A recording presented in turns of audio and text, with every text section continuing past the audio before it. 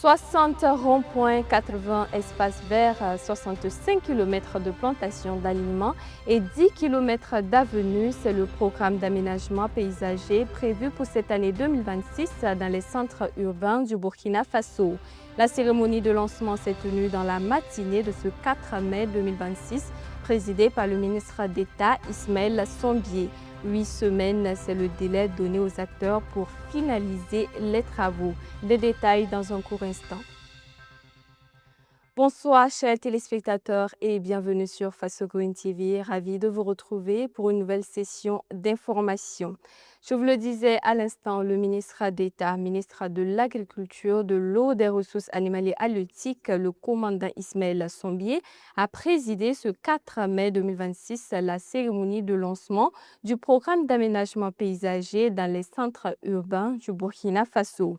Pour les sites de cette année 2026, il s'agit entre autres de 60 ronds-points, 80 espaces verts, 65 km de plantation d'aliments et 10 km d'avenues. Le ministre d'État Ismaël Sombié a dans la foulée donné 2 mois aux acteurs engagés sur le terrain pour livrer les travaux. Mamadou Souaré était sur les lieux.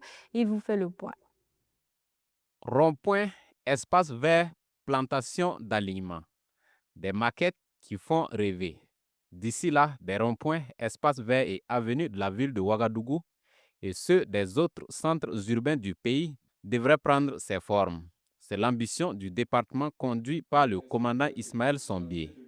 Ce 4 mai 2026, les maquettes sont présentées ici par les services techniques de la Direction générale de l'environnement et du cadre de vie chargé de conduire ces travaux. C'est cet espace situé à Ouaga 2000 dans l'arrondissement 12 de Ouagadougou qui sert de site de lancement officiel avec un mot d'ordre assez clair. C'est pas sur Ouagadougou seulement. Le Burkina Faso, c'est pas Ouagadougou. Même tous les autres sites là, il faut que ça démarre au même moment. On profite de la saison pluvieuse. Quand on met des plants en terre, on profite de la saison pluvieuse pour qu'il y ait suffisamment d'eau, au moins pendant les 3 mois, le temps que votre système d'irrigation puisse être fonctionnel. Vous voyez, un espace vert qui a été dédié à cela. Regardez comment c'est ensoleillé. Il n'y a pas de, il fait pas bon vivre ici. Et tous les espaces verts sur tout le pays, c'est devenu des maquis, c'est devenu des espaces qui ont été alloués à autre chose. Alors qu'au moment des lotissements, il a été dédié à être aménagé pour que les populations puissent se sentir bien.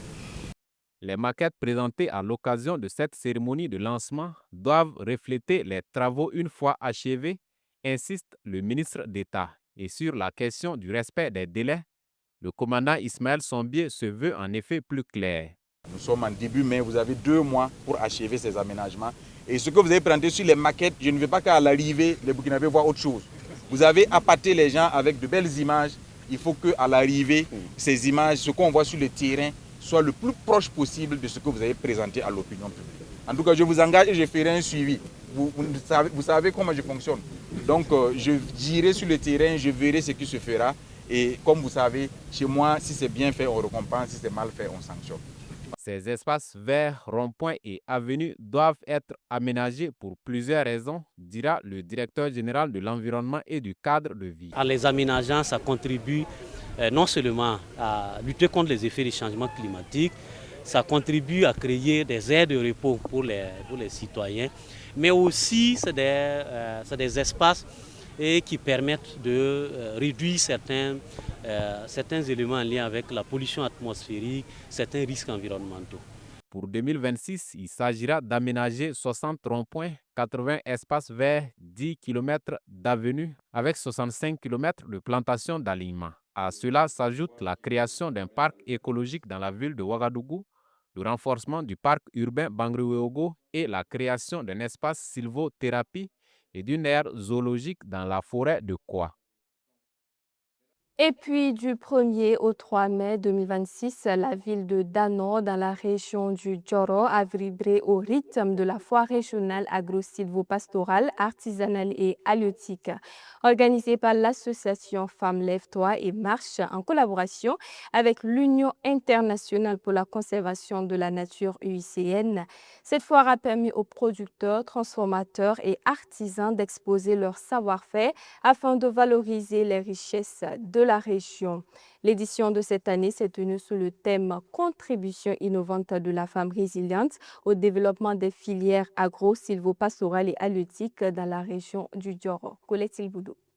À Dano, les richesses locales sortent de l'ombre pour séduire consommateurs et partenaires. La ville a accueilli du 1er au 3 mai 2026 la 4e édition de la foire régionale agro-sylvopastorale, artisanale et halieutique, initiée par l'association Femmes Lève-toi et Marche pour mettre en lumière les potentialités agro-sylvopastorales, artisanales et halieutiques de la région.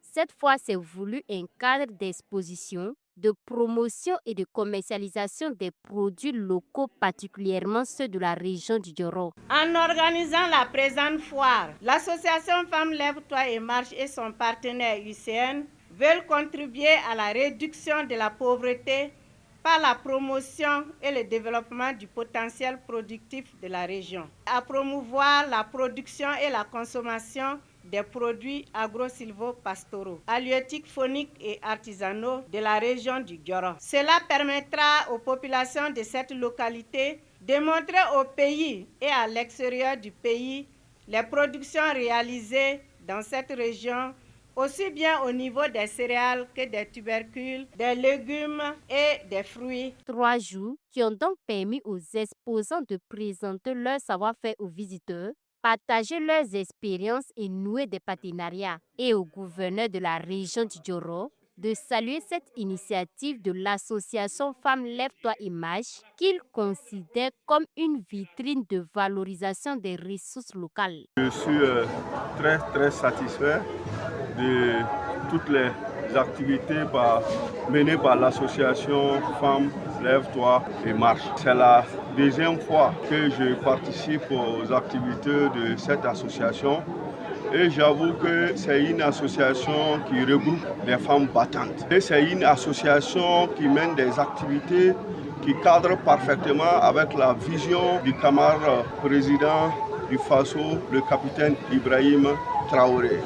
Cette fois-ci, c'est une foire régionale pour faire la promotion des produits locaux et faire en sorte que la population de la région du Djoro consomme ce que nous produisons. Cette 4e édition de la foire régionale agro-sylvopastorale, artisanale et halieutique a été co-organisée avec l'Union internationale pour la conservation de la nature. Pour la chef de programme, les objectifs visés par cette foire entrent en droite ligne avec ceux de l'Union, d'où son accompagnement pour la tenue effective des activités. L'UCN, depuis, sa création, a toujours accompagné les femmes, les jeunes productrices dans les produits PFNL, que ce soit dans l'agro-sylvo-pastoral ou dans le domaine de l'halieutique et même l'artisanat.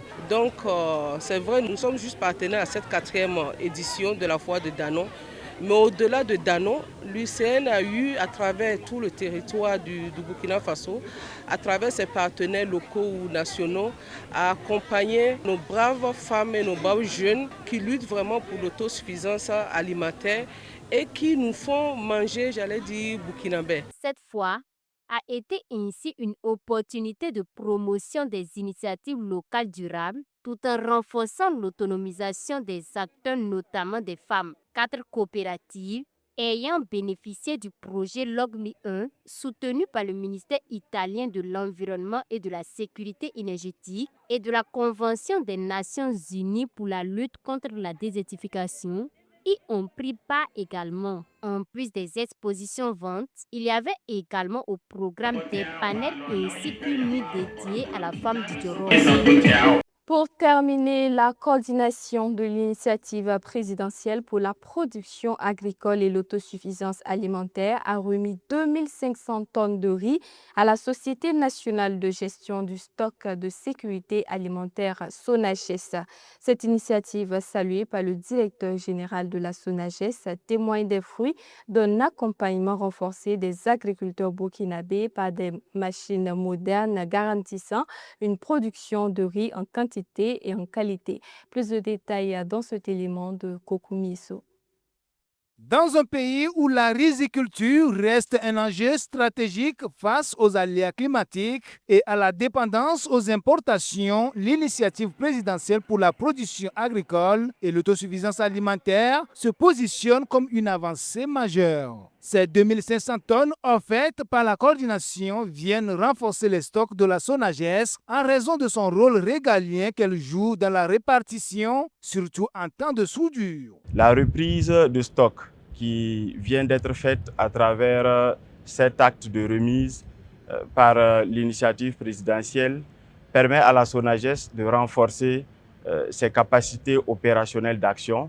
Il faut dire que dans le cadre, n'est-ce pas, des différentes réformes entreprises avec la révolution progressiste et populaire, la SONAGES a entrepris de collecter et de renforcer les stocks de souveraineté de sorte à pouvoir assurer une régulation des céréales ou des vivres au niveau du territoire national, aussi bien en quantité que également au niveau des prix. L'opération repose sur un soutien concret aux riziculteurs grâce à l'apport des machines modernes telles que des trieuses optiques. Avec la collaboration de plusieurs producteurs, l'IPP3A vise à accroître leur production. En plus des machines, les producteurs ont aussi bénéficié d'un soutien depuis la production, notamment en termes de semences, d'engrais et des travaux de labour. Je peux dire, moi aussi dans le travail, ça fait 30 ans aujourd'hui. On n'a jamais eu ces accompagnements-là. Et puis le renforcement de ces capacités-là d'abord. Donc on le dit grand merci avec l'initiative du président Ibrahim Traoré, que nous, on ne peut rien dire encore. Nous, les transformateurs, les ballons est dans notre camp aujourd'hui. Ça nous maintenant démontrer notre capacité de travail, la qualité pour satisfaire les Burkinabés. Ce soutien s'inscrit dans la vision présidentielle d'autosuffisance alimentaire lancée par le président du Faso pour réduire la facture d'importation de riz. Pour la campagne 2025-2026, c'est 14 800 tonnes qu'on a pu collecter. Ça, c'est un des magasins. Ici, vous avez 1919 tonnes dans ce magasin. Et actuellement, nous travaillons avec 17 usines. Nous travaillons avec 17 usines sur l'ensemble du territoire. Une rizerie partenaire gagne un contrat avec le Bureau national. D'abord, l'ensemble des intrants qu'elle a pris est converti en riz blanc ou en riz étuvé. Et ce volume-là est remboursé. En disant que c'est sur orientation et instruction de son Excellence, le camarade capitaine Ibrahim Traoré, que le coordinateur ici présent de l'initiative présidentielle a bien voulu accompagner les producteurs et sur le financement de la Banque postale à plus de 4 milliards de francs CFA. Et les producteurs ont pu produire plus de 14 000 tonnes. Cette remise à la SONAGES porte le stock de sécurité alimentaire à un niveau record. Ce pas en avant renforce l'engagement du Burkina Faso vers l'autosuffisance alimentaire. Chers téléspectateurs amoureux de la nature, nous sommes au terme de cette édition. Merci à toutes et à tous pour votre aimable attention. Rendez-vous demain à la même heure pour une nouvelle session d'information. D'ici là, prenez soin de vous, mais surtout prenez soin de la nature. Au revoir.